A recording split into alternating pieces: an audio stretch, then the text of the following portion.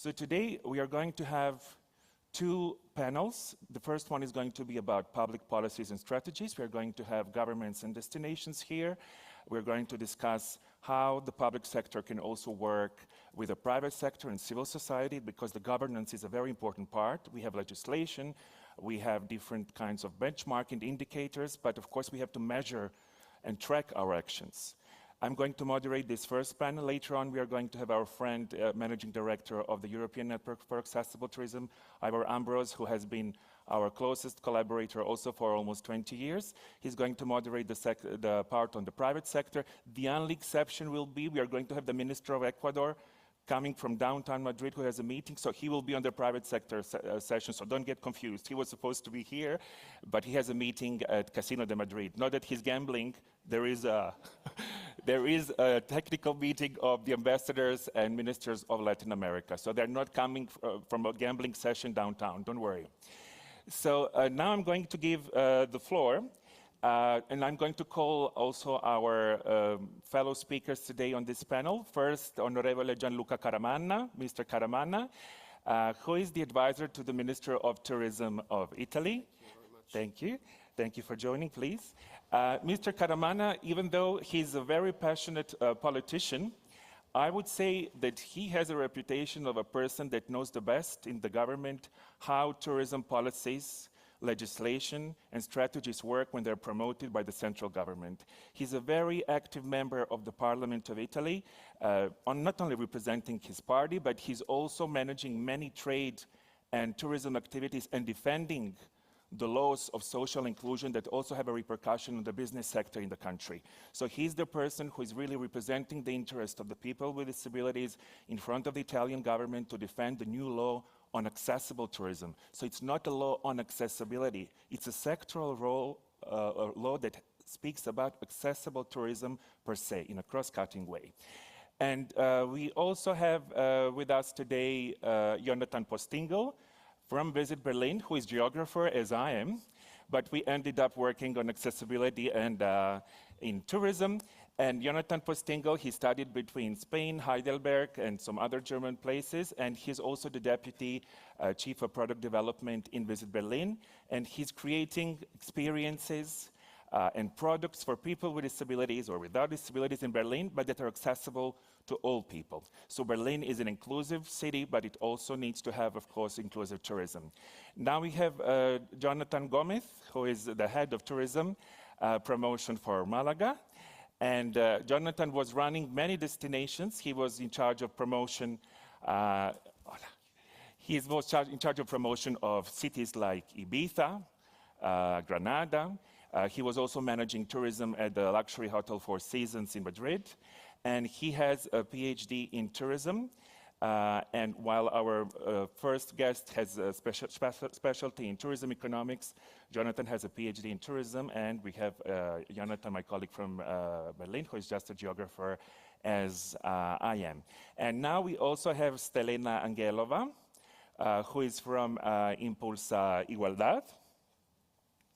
Please take the floor.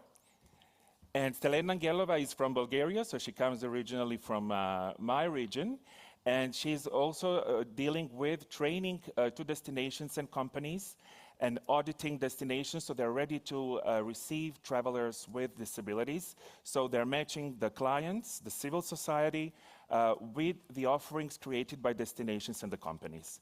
And now we have Ms. Teresa Ferreira. Teresa, you don't look like that you're working for 30 years in Tourism Portugal, but I think it's been also almost 30 years that you have been product development person at Turismo Portugal that is not only dealing with promotion of Portugal.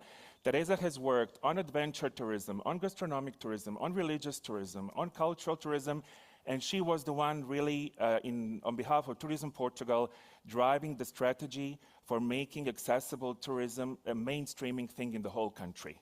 And sometimes when I tell her that we take her as an example, and the team that Teresa is working with, she always says, Charlie, why we have so many things to do. So I said, this is the panel where we have to admit that there are still so many things to do and so many mistakes that we still have to correct. Because if we say that everything is perfect, nobody will buy that. So I think this is the way to proceed.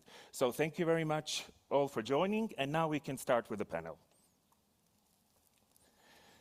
So the first question we were discussing in our calls before joining this event today in person was how did your entity start planning, developing product, managing and promoting accessible tourism for all, and what is really your respective mandate, because each one of these institutions has a totally different mandate.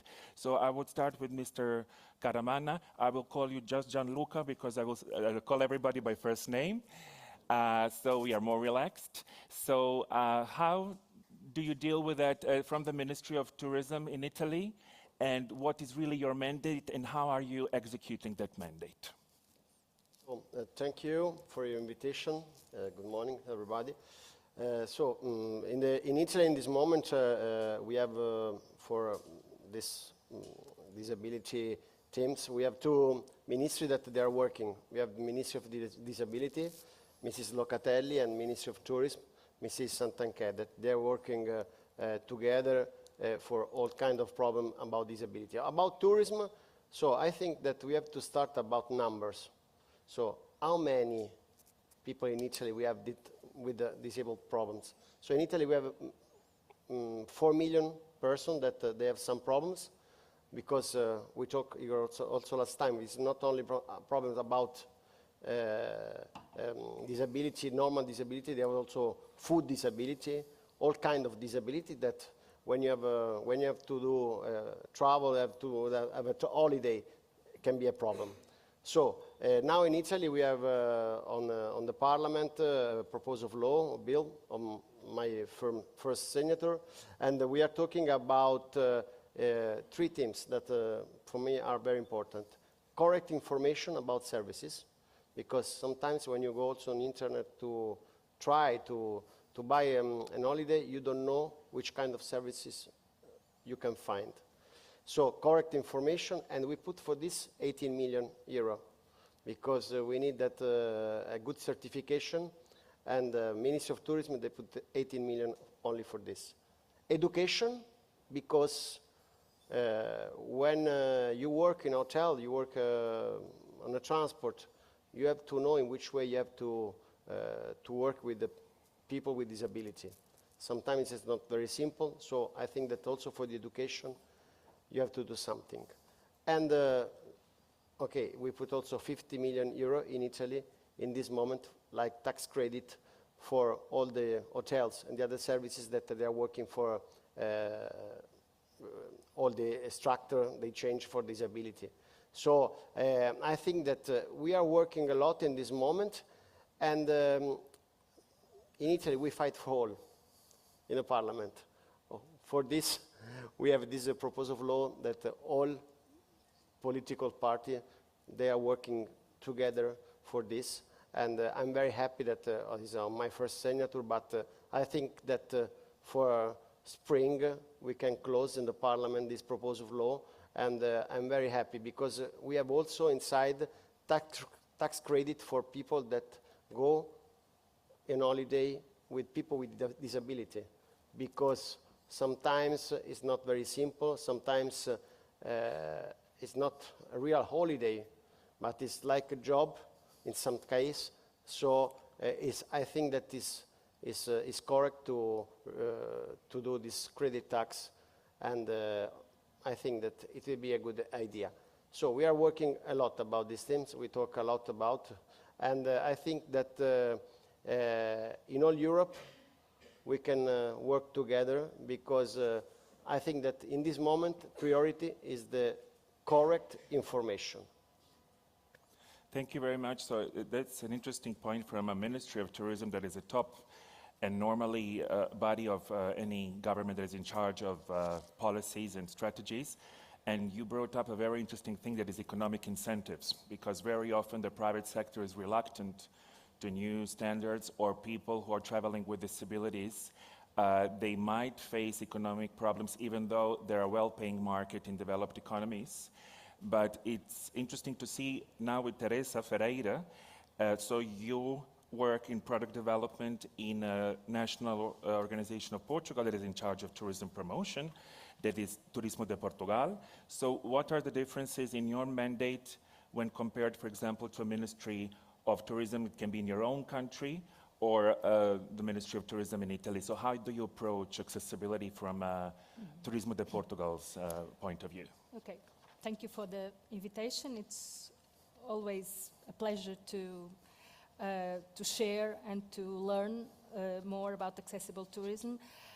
So in Portugal, yes, Turismo de Portugal is the national authority for tourism, which means that we have different competencies that help to work together on this topic.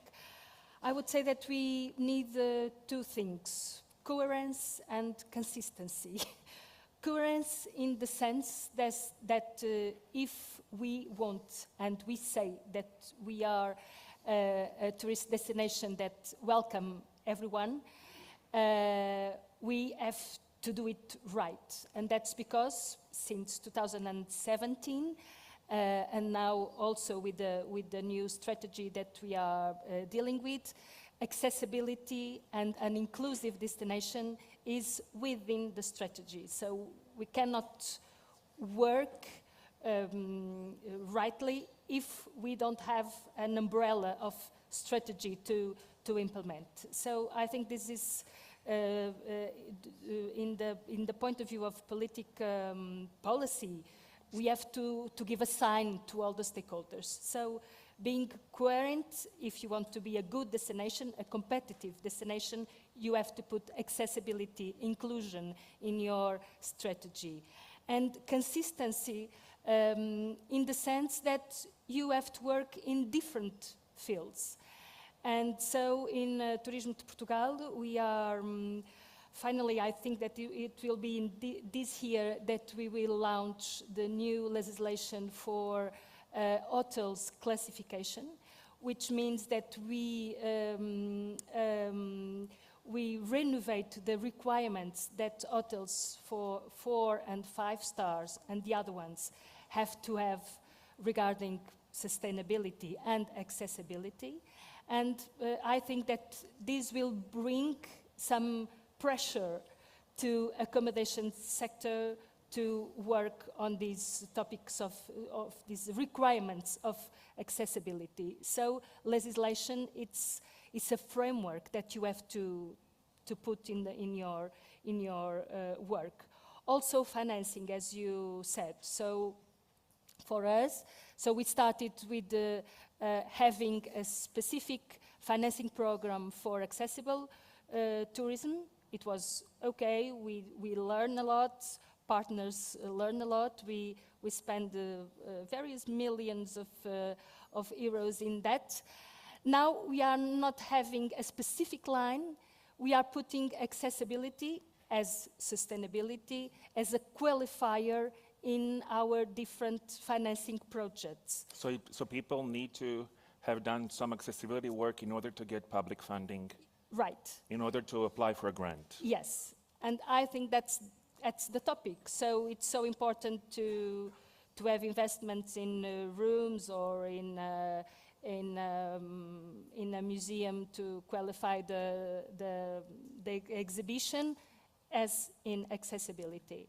And we are starting to see, and I think it's more expressive in public sector, that projects are coming with this topic of accessibility, either physical or information communication, accessible communication, because they know that if they don't say something about it, we will ask for that. So I think financing programs with this topic, it's also important.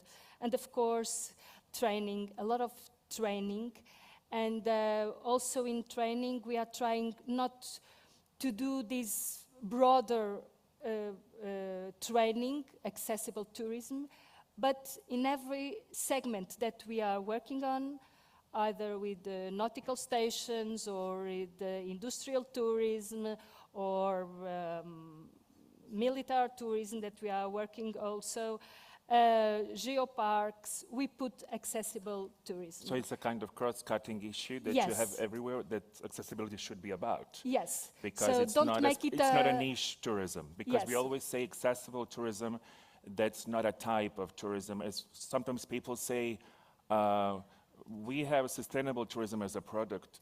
This is not a product. This is the way things are done or managed. So accessible tourism is the way you deal with access of all human beings to tourism and leisure. It has nothing to do with the niche market, because many of us here would have visible or invisible disabilities, or we might end up developing some. So Yes. this has to be a cross-cutting Yes. issue. Yes, I think that's the right, not the right, one of the ways approaches. to do that. And my final topic about the standard.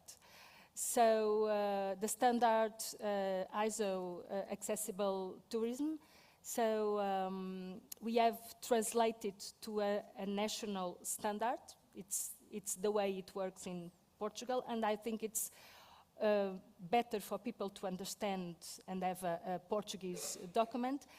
And we finally finish a very bureaucratic process of a certification scheme, which means that every certificated companies that wanted to do that, to implement that standard with their clients, they know exactly how to implement these standards. Okay. And we are launching in 2 weeks from now a public event to present the standard, to present a guide, training for certification companies. And this year we are really focused on disseminating this standard, because we think that it's a way to differentiate your proposal. This gives us hope that it was worthwhile for us to work on this standard for 5 years, and so many people here were involved, that things are kind of unfolding in some countries, and that you are going towards that process where companies can really benefit from something really concise and straight to the point, so they would get certified or they would implement the standard. Yeah. So Jonathan, I will differentiate between Jonathan and Jonathan. He's a German Jonathan, you're a Spanish Jonathan. So Jonathan, Malaga, I think it was voted by some auditors on accessibility last year as the most accessible Spanish city. I myself sometimes tell my partner, I'm going to Malaga alone for 3 days, I need to walk. And I don't need to read anything because things are just prepared. I just jump on the train and I'd go to parks, promenades, I can visit museums, so I didn't have to plan anything. But there's a long way to getting there. Yeah. And so what is the strategy of Destination Malaga, and how do you track your success? So to see whether you're doing the right job or you need to adjust some things. Yeah. Thank you. Thank you very much for inviting us today here. First of all, let me greet and congratulate all the professionals here working to make this event much more accessible, which is, I think is very, very important, the work that they are doing for all of us and all the organizations that are helping day by day to make it happen.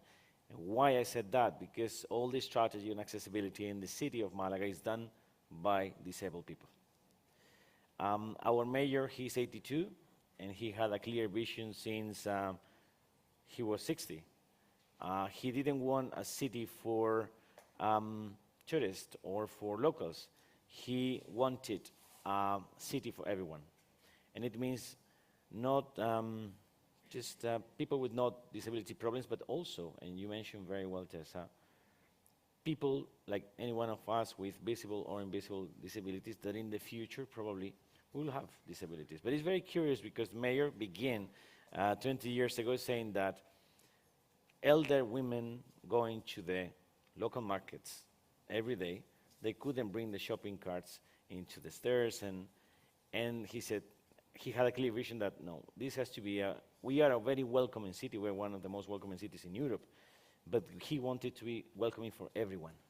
So we began discussions like 20 years ago on the development of the city, not on accessibility, and he had a clear vision, and we have the largest pedestrian city center in Spain, absolutely flat, you mentioned very well. We are absolutely proud to receive tons of group of disabled people in the city, but we are very sad because they say this is 1 out of 2 cities in Spain that we can do this. Most of cities with huge heritage, as we have, Roman theaters, cathedrals, blah, blah, blah, they don't think on accessibility and disabilities of the travelers. Mayor did it, and we took the challenge of make it happen for travelers. So when I took this role as a head of tourism authority in 2020, we had a clear message from him. Make this happen, no matter how much it costs, no matter how many times you need, make it happen. And last year, you're right, we were considered by lots of auditors as the most accessible city in Spain currently. But once again, we are sad because we want to be tied with 10 more cities, not want to be the one. And to make this happen, we call all the disabled associations, disabled people associations, and all the different collectives facing these threats. And we bring it on board. And we said, we want to learn. We want to listen, and we want to make it happen. So we create a board of 34 disability associations in the city, each one with a different voice. We took weeks, months to make it happen, to compile absolutely everything. And then we went to the market, to all the national associations working on disabilities, to ask them to help us to this vision of and wishes of disabled people to make it happen, and we did it. So as the clear message for us was listening and working together. Any city that wants to make it happen without working together will never be successful. This is the most important thing. This has nothing to do with politics, this has nothing to do with business objectives, this has to be thinking on the daily life of people. And this is the main goal we had when we bring it to the table, which is good because nowadays we're still going on. We have a monthly meeting with these 34 where they warn us if something is going wrong, what is going good, and we are an ongoing accessibility plan that we are setting and we are developing and we are adjusting, so it's a live document and a live strategy plan that is going on. So this is a proper kind of local municipal governance mechanism, because governance is a very abstract word. It's kind of name dropping when we use it sometimes, but this is the way local governance can be managed in practice. And it's also a challenge, I imagine, for central governments, because Italy has so many autonomous regions where every region has different rules. I always say Portugal is a bit easier because it has a very centralized administration, but for any kind of government, be it local or national, governance is always an issue to make it work. We'll get to that question maybe for Mr. Caramanna later to see, for Gianluca to see how governance would work maybe in the case of Italy to make things happen when it comes to accessible tourism. But let's see how things are done in Berlin, because Berlin, of course, is much bigger than Malaga. It has a lot of governmental institutions. It has its own living style, but it has also hundreds and millions of tourists, and it has also a huge population. I think the surroundings of Berlin, it's about 4 million people. So how do you manage it from Visit Berlin? So can you only deal with the promotion, or you also create experiences, or you create products? I always like saying the word experience, because product is kind of very mercantile for me, very commercial. So what kind of experiences do you create from your perspective? Yeah, we try to create experiences. So for Berlin, accessibility is part of the tourism concept since 2018. And we try to understand it not as a standalone topic, as you mentioned before, but as a cross-cutting approach. So that accessibility is part of every project we do in destination management and in destination marketing. But for sure, in reality, that's not always the case. We are working on it. And I think we have a similar approach. Of course, we work on different levels, like the national level and the city level, but we have a similar approach, and that's interesting for me to see. So for us, there are 3 key elements. It is about awareness within the industry, it's about information for our visitors, and it's about certification. So what we do with certification is that We use the nationwide certification Tourism for All, and we try to provide information. So the certification doesn't say point of interest is barrier-free, but it provides transparent information that our visitors can decide by their own what suits them and what they want to do, and the state of Berlin is paying for it, which is pretty good for us. But for me, information is the key. Because let's face it, Berlin is not a barrier-free city. And honestly, probably it never will be a totally barrier-free city. But there's a lot going on, and we're working on it. And our partners in the city, the stakeholders, the museums, the tourist attractions, we are doing a lot. And it should be our job to tell this to the people, and the job for us as Visit Berlin to find an approach to tell this to the people with experiences, for example. Of course, we can do marketing, but that for me is the key question, how do we do it? And I would love it for me that in a few years I don't have to ask myself the question, how do I promote accessible tourism? Because it should be common knowledge that it's part of every project you do. That's what we are working on. So right now they try to figure out how to promote accessible tourism offers. So we recently did a survey and asked people with disabilities, if you're looking for an accessible tourism offer in Germany, how do you do it? Where do you search? We're still analyzing the numbers, but one number is that only 17% are getting their information on social media.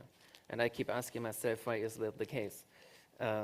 Is it because, for example, in Germany, the offers on accessible tourism are not good enough on social media? So do we have to get better? Do we have to integrate it in the whole marketing process?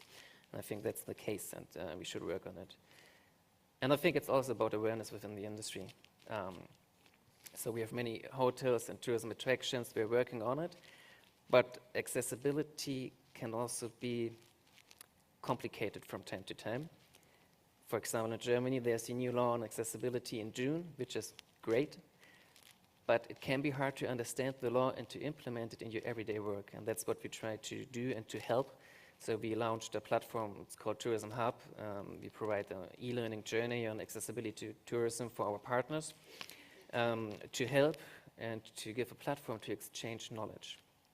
And yes, we want to develop products, but not by our own. We want to work together with the tourism industry in Berlin to create accessible products. For example, we're creating a handbike tour right now so that you can access Berlin on a different way, and I think we should work together on that, and I would love to learn from you, for example, or from Malaga, what you do with the experiences, and work together on that. Thank you, yeah, because we'll come to that point, international cooperation between countries and destinations as well. So Stelena, Impulsa started as a civil society organization. Later on, it started developing the business work stream. And now it has a business branch and it has a civil society branch, and it's connecting clients and also end users of any kind with destinations and the offerings. So besides catering to the market of people with disabilities, Jonathan just said his mayor has been there for 20 years, so obviously he's part of the silver economy. And many of us are part of the silver economy. I got my first gray hair last week, so we are all getting to the silver economy. So do you also cater to senior travelers? And how is your business model done? Because I need to underline senior travelers, because some of us have been through some life experiences temporarily or permanently in a wheelchair and wheelchair users, but this is not the bulk of people with specific access requirements.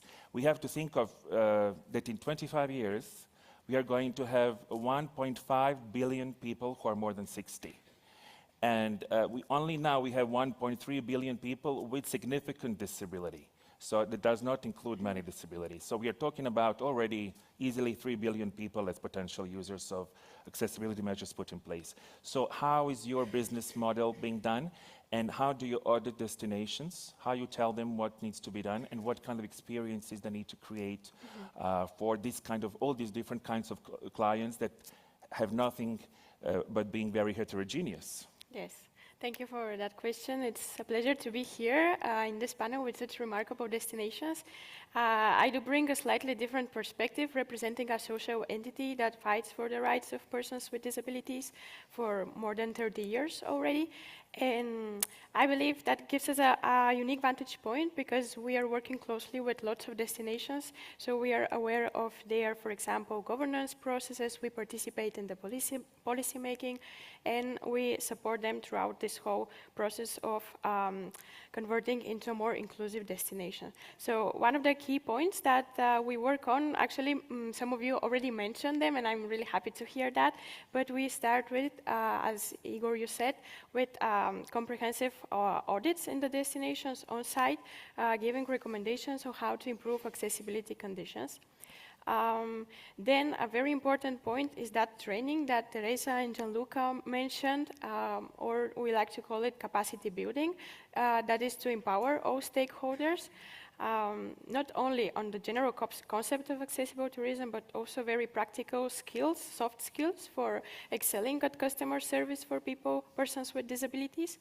And on many occasions, we take this initiative outside of national borders. For example, one very recent example is our visit to Colombia in collaboration with the Ministry of Commerce, Industry and Tourism. We trained 135 tourism guides on the principles of accessible tourism and customer service to persons with physical disabilities specifically. So this kind of fosters the international collaboration and exchange of this knowledge. It was a really nice experience. Apart from that, it is very crucial to kind of wrap everything up in a strategic planning, as some of you already mentioned. And we have experience with various destinations on a national level, for example, Benidorm, Gandia, Santa Susana, and actually, many of them have already been awarded or nominated at the FITUR for All Awards, FITUR for All being the specialized section at FITUR for accessible tourism. Tomorrow actually will be the award ceremony. There are 4 different categories, and this year in national destination, it is Valladolid who got the first place. But we received very interesting candidates and projects, so we put that in best practices guides for FITUR 2025. It is actually being presented at this very moment, I believe, and FITUR Press Center. So I mentioned the capacity building, the audits, and the strategic planning. And one final point that I would like to say also is the promotion. That is something that comes all the way, just giving visibility to those or to all these actions that we are doing. And what supports us in this process is the platform Tour for All, which has over close to 6,000 tourism resources in more than 18 countries, including Spain, of course, Italy, Germany, Portugal. And we're happy to provide this information that is very important for the travelers with disabilities in order for them to be prepared once they go to the destination and know how to manage there. And one more point on the international collaboration, just a recent example that I can think of is that we went to Peru and we shared with them this Tour for All methodology, giving them those practical tools so they can keep developing accessible destinations in their country. And with all that, you mentioned, Igor, about closing the loop and creating this Tour for All travel agency as part of the social entity. So I just will finish up with this because I believe it is very like an added value, because all of our work that has been done with destination through Tour for All, we can actually connect the demand, the market, with the destinations who we know are accessible. And those travelers, of course, include older adults. As you mentioned, that is a growing market just because the statistics are showing it. So it's a demand we have to address and be prepared for that. So what is included in our business model is that we always count on those destinations that we have worked for, but we also want to expand on different destinations around the world just to be able to offer people possibility to travel everywhere without barriers. So just to wrap up, I believe that capacity building is crucial, but also international collaboration and the involvement of all stakeholders through a shared vision that I can see already there are many of you who relate to that, so I'm happy to hear that. Thank you. I will get back to one question that I raised before, maybe if Gianluca could elaborate on that, because of the way Italy is managed in territorial way, many autonomous regions. And you have the it's a problem for you. Yeah. Sometimes it's a very big problem because you know that in Italy we have now, from 4 years, we have a Ministry of Tourism, but in Italy tourism is on the 20 region. So we have normally the big problem that we have 20 different law, 20 different kind of classification also for the hotels, for the services. So from Rome to Milan, everything is different. Also on the accessibility and on tourism about accessibility, we have many different laws. But now, from 4 years, we have the Ministry of Tourism and we are trying to talk to everybody to do only one or similar one. But it's not very simple at the moment. But because we have some region that they did a very good job in the past, and some region that now they are trying to do now. So everywhere is not on the same level. And this is sometimes is a very big problem. So for this reason, before I was talking about the good information, the correct information about the services, because sometimes what you can find in Milan, you don't find maybe in another city, sometimes in the south. So it's completely different. But we are working for this, and now we are in a good way. And our government, they are putting a lot of money for this, because we think that this kind of tourism also on values on money for Italy, it can be a good opportunity, because normally you know that a lot of also people from the United States, from other countries, they arrive in Italy by cruise. They arrive in Civitavecchia, they arrive in Genoa, and okay, they know very well which kind of services that they can find on the cruise, but sometimes they don't go out from the cruise because they don't know. Maybe I go in Rome, the center, it's very busy, I don't know where can I go. So we have to change this mentality and to go this correct information. In Italy, we have a good project. The name is Lilac Flag. We talk about this for the small town. We put this flag on all the small town, sometimes in a suburb, in the center of Italy, that they have good services for the disability and for this kind of tourism. And now also in the north, Liguria, they are trying to do this project with a lot of small town. I think that is on the same project about information, but it's an incentive, economic, and also not only economic.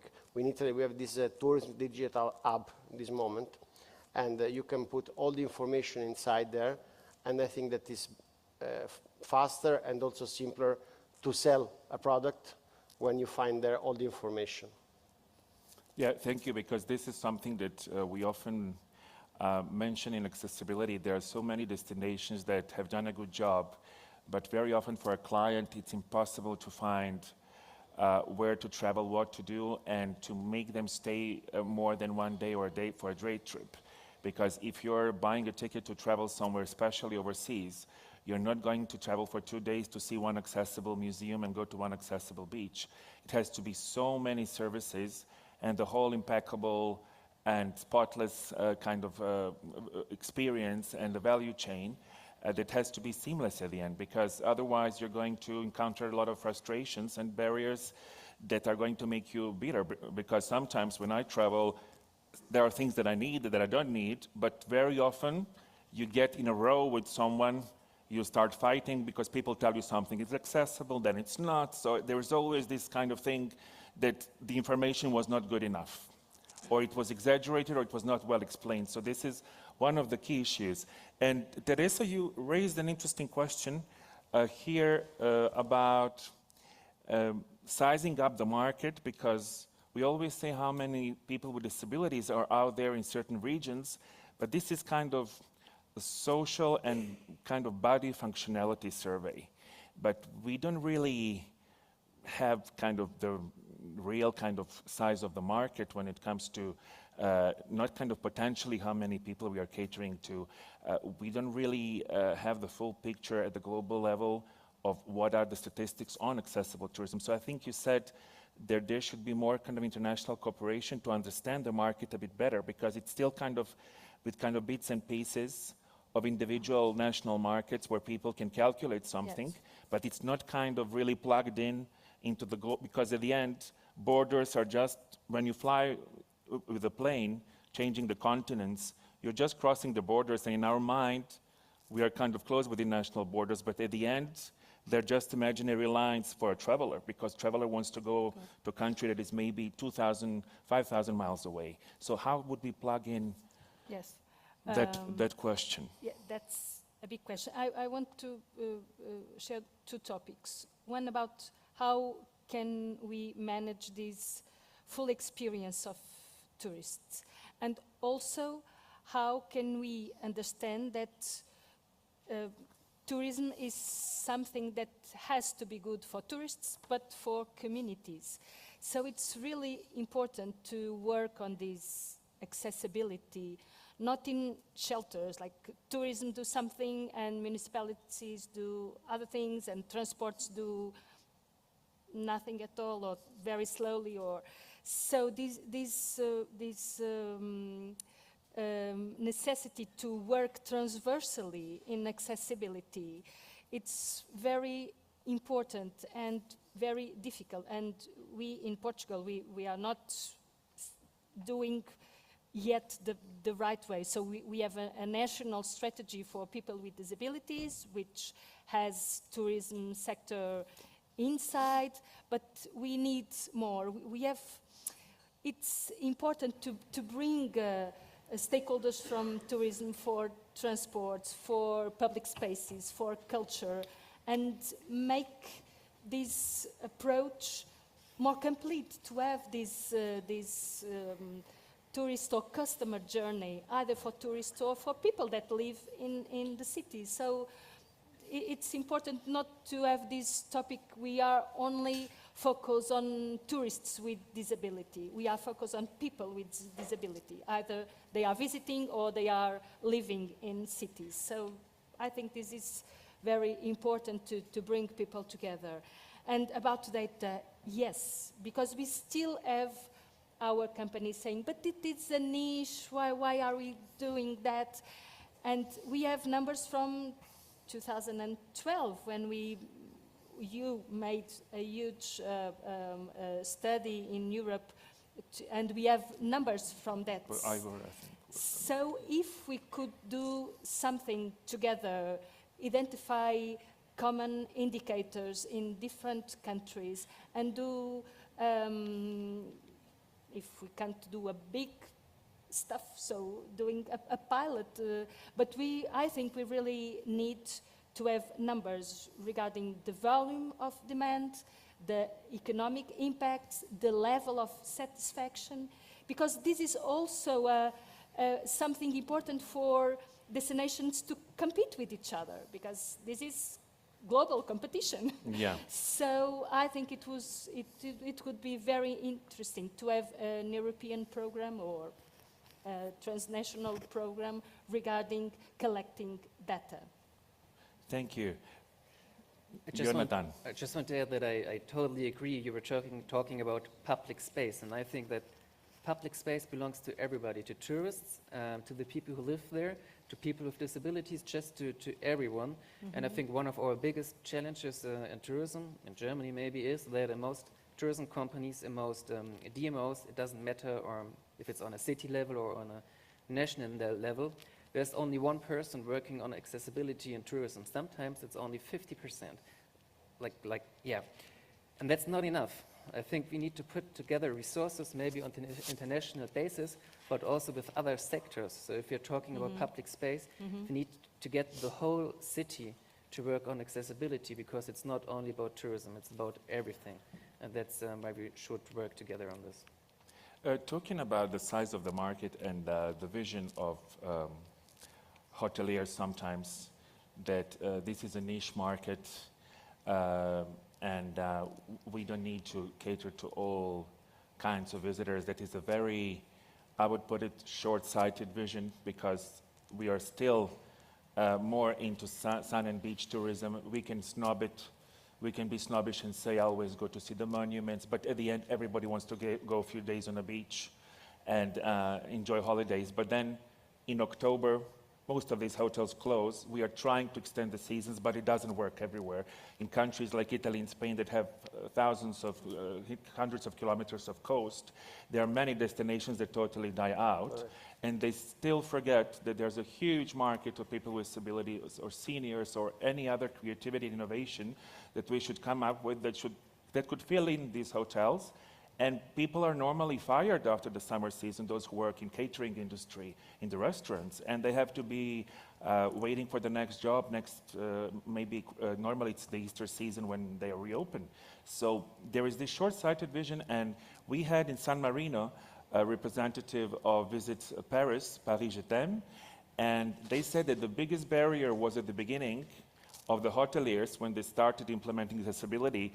Why should I bother doing this? Because we are in Paris. We'll always have clients. We don't need to get so many new clients because we have enough people coming here, and we'll always die of success because Paris is awesome. So everybody will want to come here. So I was just thinking, did those people think that they might get an accident, get old, that they might be pushing their own mother in a wheelchair on a weekend to go to a restaurant? And no, they said they only think about the money, but I always say think about this in a way of egocentric philanthropy. It will benefit me, I will feel it on my own flesh. If you are not being generous to the whole community, think about yourself. This is good for me and my family and people of my entourage. So because this is going to be useful for me. So thinking about big events, I've heard, I'm not criticizing Paris at all, I'm just thinking about big events and the effect they leave on the city. So I've heard that in Paris, everything that was around the sport facilities was well adapted, but it was not eventually responding to the changes downtown in Paris. So people who came to visit for the Olympics, there were not so many experiences for them in the city because the metro is from the 19th century, so many different things.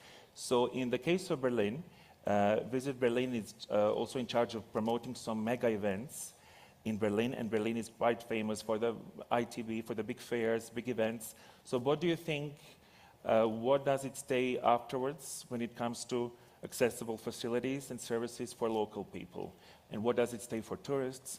And what is really the positive impact of these events? And what are your doubts about the impact of these big events when it comes to universal accessibility for the city of Berlin? I think these big events are so important.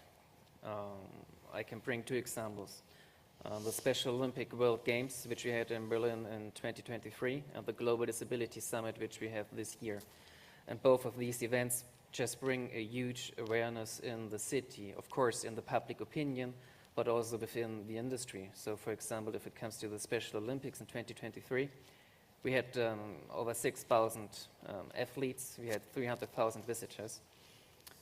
Many of them were people with disabilities, and we needed hotel rooms, we needed mobility, infrastructure, and of course we as Visit Berlin could do some projects with public funding, which maybe we couldn't have done without the Special Olympics coming to Berlin. So we did projects in sign language and in easy English, easy German, and so on, which was really good for us because it also raised an awareness within the administration and, of course, within politics, which is really important to raise awareness within politics as well. And during the Special Olympics, we could see that there's also a value creation.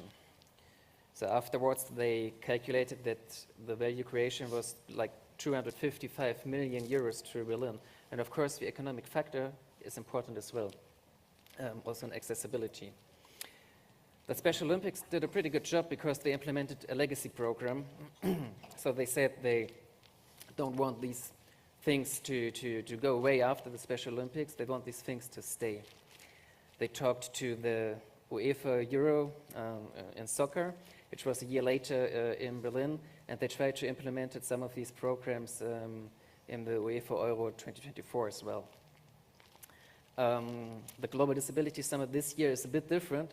It also raises a huge awareness, but it is more like a B2B event. We have 3,000 people coming to Berlin, many decision makers, all of them multiplayers. So for us as Berlin, it's a huge stage because we can show the city and the people can bring these experiences home, and we can show that Berlin might not be an inclusive city, but it is a city where inclusion is possible, and that's what we want to show. And I think in general, these big events are really important because they bring accessibility on a big stage, where it is even more important right now. If you look to, for example, the States right now, the big companies like McDonald's last week stopped all their inclusion programs. I think it is even more important that we as a tourism industry can stand up for accessibility, and that we have a stage to talk about accessibility. And I think that the tourism industry can make a huge difference to show what's possible. So I think these big events, also ITB of course with the Day of Accessible Tourism, are so important to show accessibility. And for Berlin, I hope that there's a legacy that these things stay. Thank you. Stelena, can we just elaborate on this question of thematic days dedicated to accessibility at big international fairs? How do they attract the attention, and what kind of stakeholders are really attracted by thematic days? Because there are so many thematic days that have been evolving recently. So what do you think how accessibility can contribute to that? How can it have a showcased international scene in an international fair like FITUR? Yes, thank you for that question. I believe that there is like a growing importance of accessibility that is given by the tourism industry with each year, and tourism fairs like FITUR are a great example. Actually, this event that we are all part of today is a very nice example that an important fair, tourism fair as FITUR, this is happening. And what I also wanted to share that I mentioned in my previous intervention was about the specialized section that FITUR has for a second year in a row that is called FITUR for All. We have the honor to be the co-organizers along with FITUR of this FITUR for All section, and the events are going to happen tomorrow.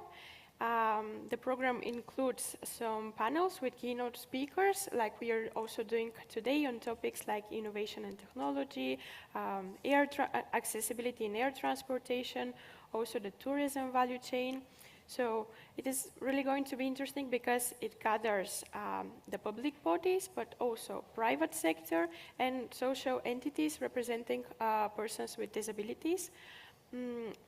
Another thing that is also happening for the second year in a row are the FITUR for All awards that we have 4 different categories. We have a national destination for Spain, we have an international destination, accessible inclusive organization or institution, and also an accessible business, a private company that works for creating accessible experiences or is contributing with some recent project. And indeed, we received some really interesting initiative. It was hard for the jury to decide, actually. And as I said, those who did not get the award will be included in that guide for best practices. But if you have lit the spark of accessibility and accessible tourism today, I invite you also to come tomorrow and to enjoy all the panels. And I believe that this gathering that brings together all those stakeholders really helps us to give more visibility to this important topic, and to see how we are not anymore talking just accessible tourism in general, but we're bringing it to air transportation, let's say, to innovation, to artificial intelligence, how it can help, and exact case studies that have been done. So it really helps, and we receive feedback from the people who visited us last year. They will be coming again this year, and some of them were actually getting to know companies that they can contact in case they need some service or to organize even their trip, talking about the case of Tour for All Travel, let's say. And one thing that is also new for this year is that the FITUR for All awards, they have been handcrafted by persons with disabilities from a local institution here in Madrid. And this is kind of also to sensibilize in the terms of labor inclusion. Because yes, we are helping the travelers, we are helping the local population, as Teresa mentioned, but what about the workers? They also need to be included in this process. Their workplace also needs to be accessible, and you know, tourism generates lots of workplaces. So because labor inclusion is, yes. We always admit when we speak between ourselves that that's one of the most important pending challenges. Because we are not doing enough. Accessibility to destinations and companies has improved somehow or a lot depending on a destination in the last 20 years. But we are really, I have to say it in a blatant way, we suck at labor inclusion.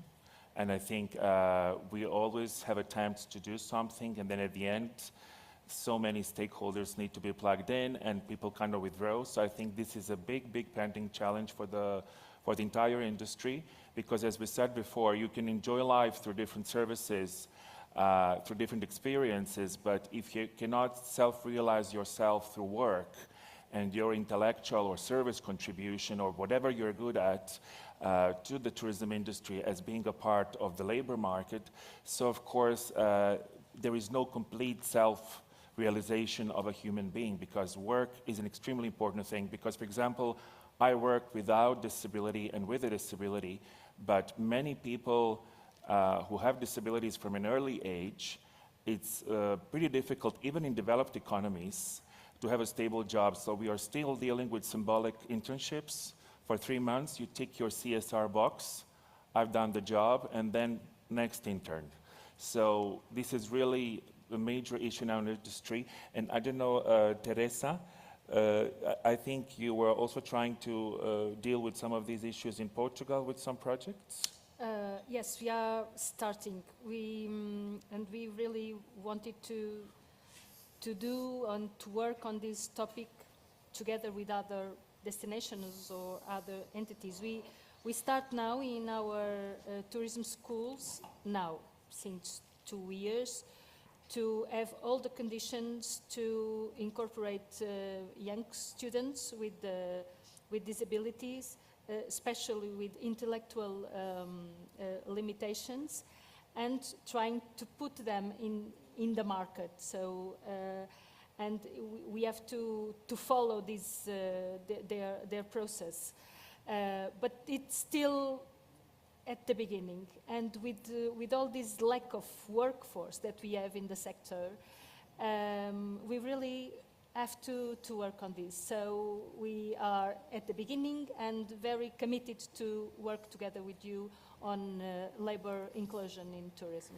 Yes. Thank you. I'm thinking about indicators that we all mentioned before, and Malaga is part of the INSTO network, that is International Network of Tourism Observatories on Sustainability of UN Tourism. So I know you have a system of benchmarking and measurement in Malaga on tourism performance that has a lot of accessibility indicators. And I would be maybe interested to know if you could maybe tell your experience to the public, not only about accessibility indicators, but maybe also the economic part of indicators. So how do you deal with that? How do you track your success? We invite you to check our brand new INSTO website, has been already launched. And as Dirk, Igor's colleague at UNWTO ruling INSTOs, we are the most advanced INSTO in tracking and measuring data. We are tackling the 11th pillars of indicators that UN Tourism recommend to destinations to track and to check. And we have a dashboard accessible for everyone in our website, which is not really accessible at all. We are working on that, because this is one example of the warnings that our board table give us. When we launch the website of Insto, they raise their hand. It's not accessible yet, so you have to adapt it. So we are on that way as well.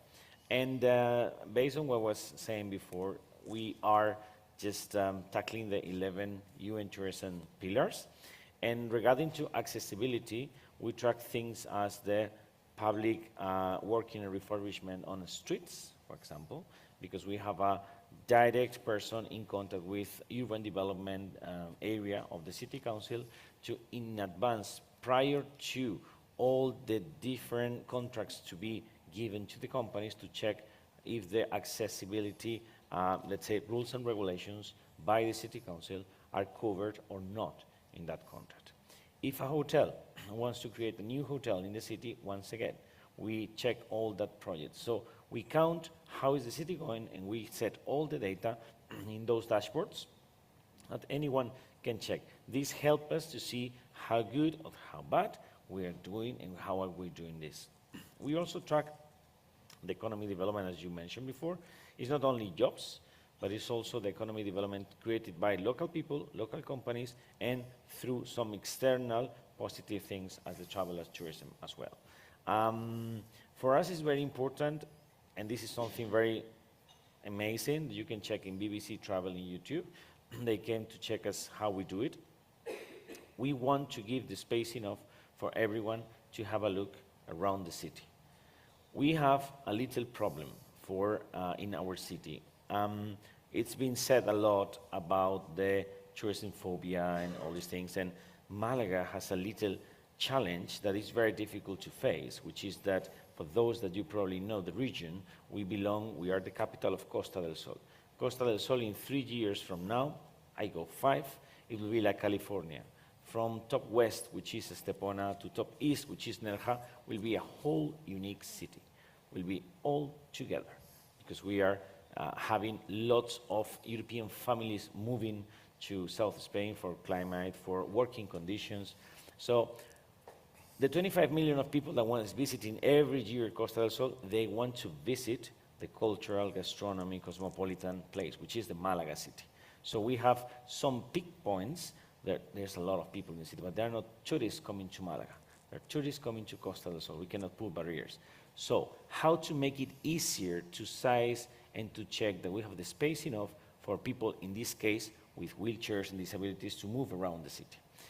We begin a program with Spain Tourism Board on having the larger amount of accessible beaches in Spain.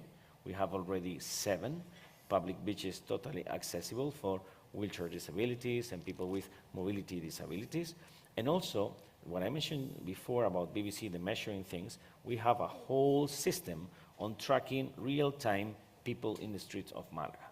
This can help us to check how many square meters are necessary for wheelchair people.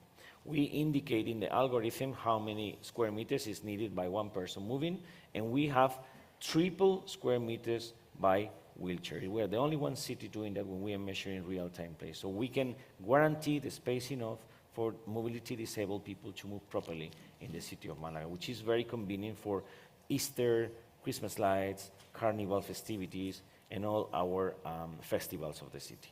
So all the economy that we have through all these events, through our local companies, we measure them all, and we can have a look if we are improving or not, and how many money can we dedicate to social alignment with disabled politics in the city as well. So we don't only measure, we don't only track, then we move forward with some planning and budget execution for adapting everything through the Insto pillars.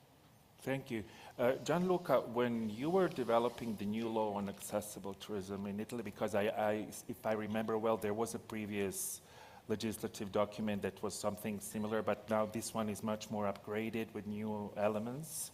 How did you work with other competent institutions? Because Italy has probably is the first country in the world or the second with World Heritage Sites.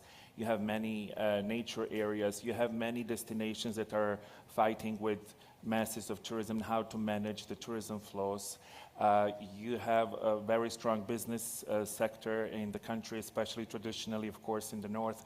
So how did you work with different competent institutions to make them kind of feel included in the development of the new law that you are defending? Yes, so it was very long work. And okay, we start to work, okay, first of all with the Minister of Disability, with Mrs. Locatelli and his staff. And after I work with many local associations. I think before I heard about Malaga, in Rome, in Italy, we have a big problem that we can do law, we can do what we want, but we have to work in a civic education, because the big problem that we have in our city, I think around the world maybe it's the same, but in Italy, especially in a very busy city like Rome, normally we have car in the middle of the street. People I know that with the wheelchair that they cannot move. Not only people with wheelchair, if you have kids. So sometimes the city centers are impossible for people with disability. It's like a slalom, and sometimes if you are in a very old city, it's completely impossible. So we talk about the association, local association, and there is a very good, big association about tourism disability in Bologna that they helped me. And also on this proposal of law and in the parliament, we had all the political parties that helped me for this proposal of law. So it was very interesting because we did 6 months of works in a table with 7 politicians of all political parties. And for this reason, I'm very happy that when we are talking now in Italy about tourism, accessible tourism, now the attention is very high because all people that they are working about this. Also, we are trying to work with another proposal of law that now we are discussing about the car sharing, because I don't know in other countries, but in Italy we have many companies, but we don't have car for people with disability. So my proposal. You mean car rentals or car sharing? No, car sharing. Sharing. Car sharing. No, car rental is okay, but car sharing in the street, like don't know, Share Now, other companies that are very famous. And now my proposal is that every company, every 40 cars, they have to do one for with special driving car. So we are doing a lot in Italy. We are trying to work, and I think that so we need more money, obviously, to do all. But with the help of region and the help of ministers and government, I think that in 2 or 3 years, obviously, we can do better. I think that my mission in this parliament is tourism without discrimination. So all people that they need and they have to do. So we will work together with also the European Commission and WTO for this, and I'm very happy to work with you, Igor. Thank you. Well, it's a miracle nowadays. It's sad to say that all political parties can agree on something. It's very unfortunate, but at least I guess you contributed to that with your efforts to make it happen, because normally they don't agree on anything, and there are issues that have to do with common concerns and public interest that have nothing to do with any ideology. So I think we should be all running into that direction. I would maybe open the floor now for questions to engage the audience. I've received some questions online from some speakers, but maybe let's see from people who are really present here now if you would like to engage our panelists in any discussion. So we have Katerina, please, here in the first row. Katerina is an architect from Greece, and she's a member of board of ENAT, of the European Network for Accessible Tourism. So I did the talking for introducing you. Thank you, Igor. Thank you for all your contributions, and it was very interesting to listen to you. I just wanted to point out a new subject for tourism, because we heard about all the things in destinations, about cars, and I want to raise the issue of housing, because housing is an issue, the most important thing for people with access requirements, because you start from your house to do everything else you do. And it was sort of kind of neglected in terms of legislation so far. I think now the European Commission has realized this, but the important thing on tourism is that now is very popular with the bad and the good aspects, the rental accommodation, the housing, which is used a lot by tourists when they're visiting a place, because maybe they communicate better, maybe it's cheaper and all this. And it's very important to think of this, and I wanted to raise this question to all of you. If it happens, I mean, if it is in your plans to do something about rental accommodation, training, guidelines, maybe legislation, which has to go through the legislation for housing, because for me, it's a very big topic on tourism, the rental accommodation. And this is what I wanted to ask the panelists. Thank you, Katarina. It's an interesting question because we are still regulating how short rentals need to work for the beginning, because, of course, they have been accused in some cities that they have contributed to massification in tourism and some over-tourism. In other places, they're saying people have to dispose of their own property. So are there any destinations or countries where you're dealing with short rentals and maybe accessibility requirements for regulating the licenses or permits to operate? In Italy, it's impossible. So, now I explain why. Because, okay, now in Italy is a big discussion about short rental, you know very well. On newspaper every day I talk about this. Well, we cannot do this because, okay, we did for the hotels, we did for the other kind of accommodation. For short rental, many short rentals in the big cities are in a very historic building. So sometimes we have a very difficult to also to help this, because in a very historical building you can change anything. So sometimes you can move a wall, you can move nothing. So it's very difficult. But for other kind of accommodation, yes, we did special regulation. And obviously, about the correct information is that if you want to choose in a center, maybe you can choose with the correct information and short rental where it's possible to have a good accommodation and also a good utility for people with disability. But normally in the very city center, it's very difficult, but sometimes we don't have elevator. In Trastevere, in other very old side of the city, in Rome, we don't have elevator, so you understand. Yes. What I meant is I understand very well. It's everywhere the same. Yes. What I meant is to start to giving guidance to people when renovating. They might think of something that they never thought before. So if there is guidance for this, gradually, step by step, we might improve the quality.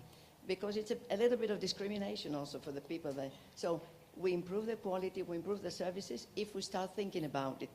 I know the complications, of course, but because it's a new thing in renting, if we have this policy, also to housing owners, to us, to everybody, to give guidelines how to make adaptable housing, how to make accessible housing, and how to give this guidance to people when they renovate for rental, then the service, would be, the quality will be better. So that's a thing. Yeah, you for can the start policy. with a guidance To start instead of a working on law. this. Yes. So you can start I agree. softer Yes. instead of harder. It's a good And idea. also require information, that Yeah. they could publish some information on this. But they need guidance, they need tools, they need support. Yeah, because Yes, well, good idea. hopefully, there are very often individual, particular owners, and they're not kind of big investment funds that have 100 apartments. Of course. And they wouldn't know maybe where to start with. Yeah. Yes, It's good hard to idea. start dealing with this. And I myself stay very often in historical buildings, and I can do the stairs. They will make me much more tired, but sometimes I say that the charm of the building will prevail over accessibility. But I always fight and discuss with heritage experts. There are incredible examples of cultural heritage accessibility. There are incredible museums in the world and historical buildings where universal design has been incorporated. Ivor Rambros and myself, we participated in a conference that was organized by Access Israel 2 months ago. And if they could install elevators in the ramparts of a 2,000-year-old Tower of David in Jerusalem by registering every single stone that was removed so it could be put to the original state, or if you have at Colosseum a pathway with a special gravel that has a drainage of water and can be removed at any moment.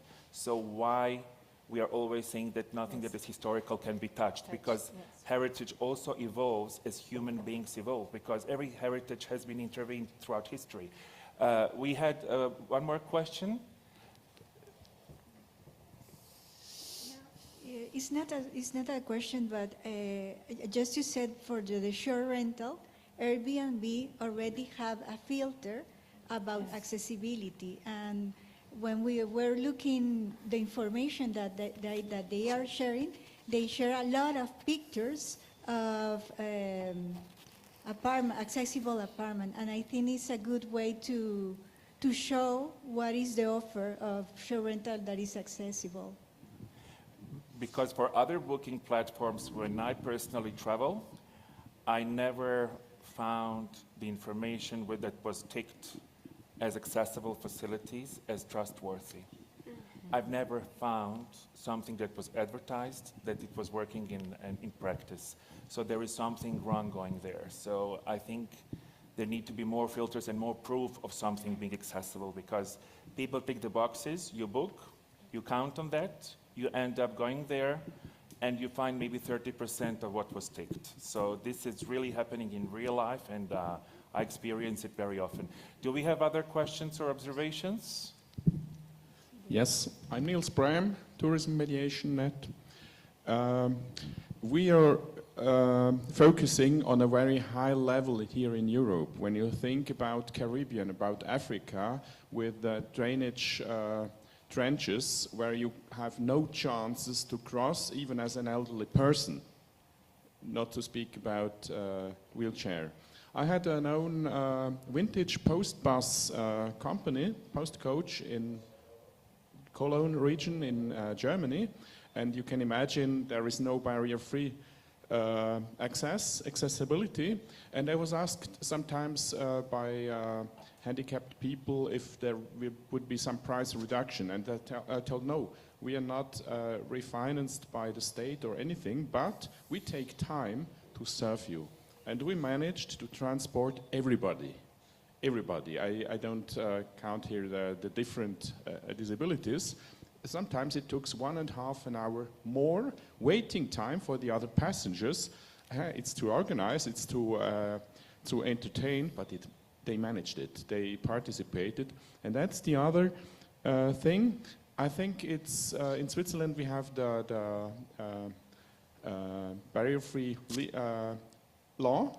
So every handicapped people should be everything should be accessible for everybody without help. I think it's an ideal. But on the other hand, ask. When I'm asked, please help me, or I have a disability here, you cannot see, usually. And cooperation, collaboration, and it's an attitude. And it seems to me very important to go to the school, to public, to the large population, to get contacts, to get experiences, to change on a long term our world, in this sense. Thank you. I think one of the options is from the early age, now we have much more inclusive playgrounds where children with or without disabilities can mingle and play together, and I think it's also being installed in many public parks, public spaces, because when you're a child, in order for you not to get accustomed to a standard body, because at the end, human beings are not standard. We all have different shapes and sizes. So it's very important from the early age to have inclusive playgrounds and also to participate in leisure. Is there any comment to what the gentleman has just said? I just wanted to add that I think we also have, for helpers, a new generation of people with disability that are on social media that have a very critical position, and they expose their problems, and they do that very well with humor, and they are influencers. So, so I think this new generation of people with disabilities that are not afraid to show themselves, they want to live, as you said before, they also will help us in this change our mindset. Because the social media do provide for that, while they're also standardizing the human body to excessive beauty that is not real, they do at the same time provide a platform for visibility. Stelena, you are, I wouldn't say you're a millennial. What is your generation called? Gen Z. What? Gen Z. Oh, sorry. Okay, Oh, good. my God. So how would you observe the use of social media when it comes to visibility of different abilities of you know, that are in human nature? How do you see, how can it influence tourism and people that don't really see disability as a part of life? They see it just as something special and nothing to do with them.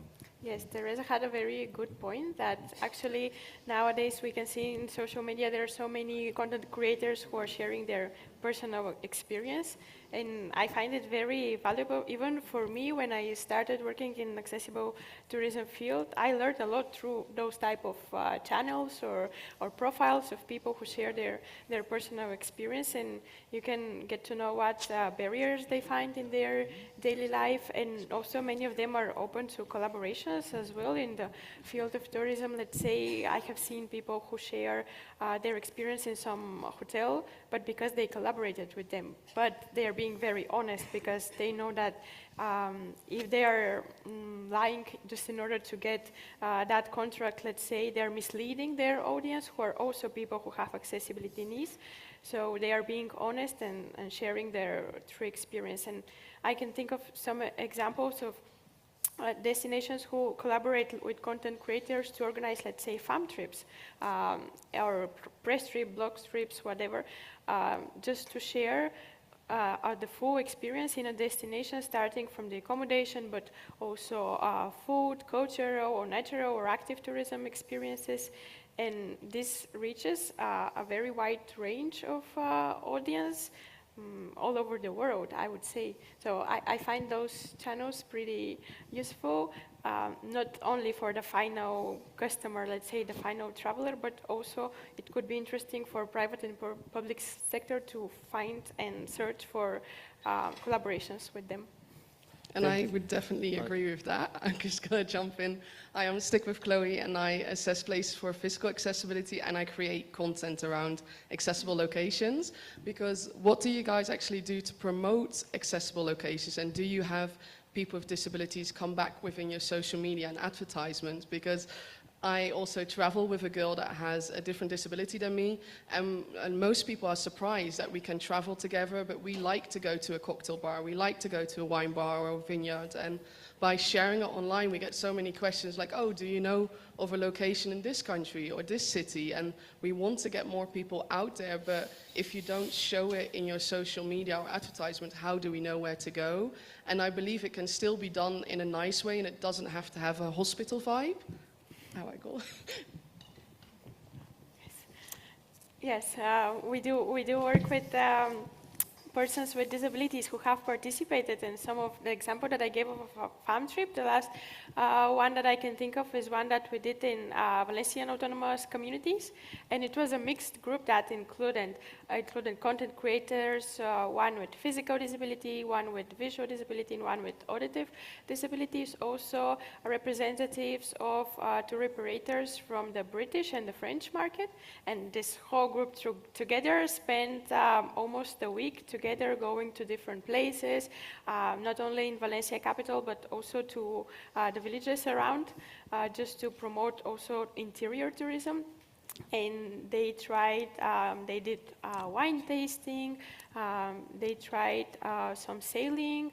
I believe they also did some active experiences in the nature, and that was a great way to connect with providers of those activities for the tour operators, let's say, to see how they can, after that, offer Spain as an accessible product, even though you said it's better to use the experience word, but for them, they were seeing it as a business opportunity after all. So it was a nice way to collaborate, and that's why I say that I find this very, very useful, and there are many ways to continue doing it and collaborating. I wanted to add something. Is everything right? One bubble is not cultivated in public schools, and there is not the children the problem, but the teachers and the system. So we should motivate over the bridge of children, the teachers or the system to reach them and to include the topics with tourism, with disabilities and everything into school education formation. There is some place, I know it, I did it myself, but most don't.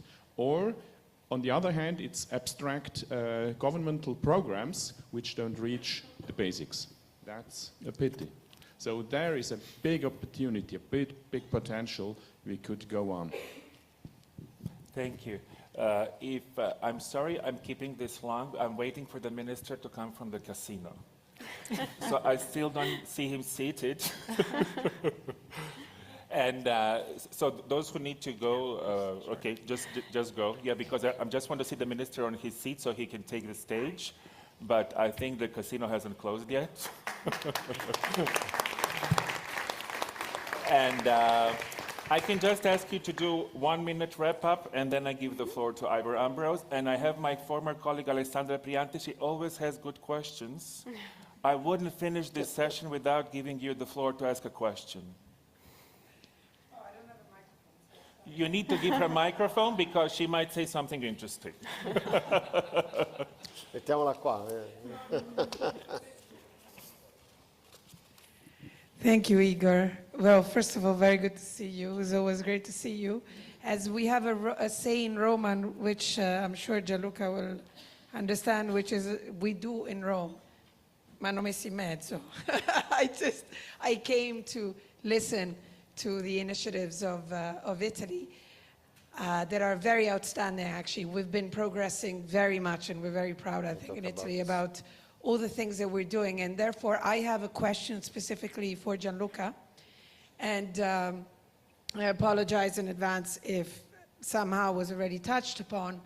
I would like to ask Honorable Caramanna, what is the vision of Italy for accessibility also beyond, let's say, the legacy that we want to live, we want to give with the Jubileum and all the big events that are going to take a lot of people to our capital, but also throughout Italy. And what is the main legacy? What are the things that we want to carry forward that we think are going to make us a very important destination also for accessible tourism? Yes, ciao Alessandra. We talked about this also before on the first question that Igor did to me, but okay, yes, we didn't talk about Jubileum. And in particular in Rome, that is a very difficult city. We talked also before about that we can do all the law that we want, but the civic education in Rome, especially for cars, for the other problems that we have in the city center, it's a big problem for the wheelchair. But okay, on the Jubileum this year, it will be a very important year for us in Italy and in Rome. It's a Jubileo della Speranza. And for this, I think that also with the government and the President of Council, we did a special view, a special way for the people that with the wheelchair on Via della Conciliazione, what we are doing. But we talk a lot about our law in the Parliament, about the accessible tourism, and obviously also on this, that I hope that in April we will close this, and we can also from this summer to use this new law with all the money that we have to help not only the people, but also all the hotels and the restaurants and the museums. We talked before about also social media, no? About the correct information. So I think that Italy is going on this direction very fast, and I hope that we can also meet in 1 year and we can talk about the difference between now and what we will do in 1 year. Thank you very much, grazie. So today we had a very interesting discussion on laws, legislation, standards, certification, creating experiences, and the most important thing is coordination and governance mechanisms and incentives to make things work in practice. And thank you very much for your amazing time. The casino hasn't closed yet, but we need to start with the second session. So Ivor Ambrose is a big ally of UN Tourism, of ONCE Foundation and Accessible EU. He has been working on accessible tourism for, I would say, 25 years or something, Ivor. And he's managing the European network of accessible tourism as a managing director for many, many years. So he's one of the persons that I learned most from since I started working with this. So Ivor, the floor is yours, and I wish to thank all our panelists today for your time, and also to the audience for listening. Thank you.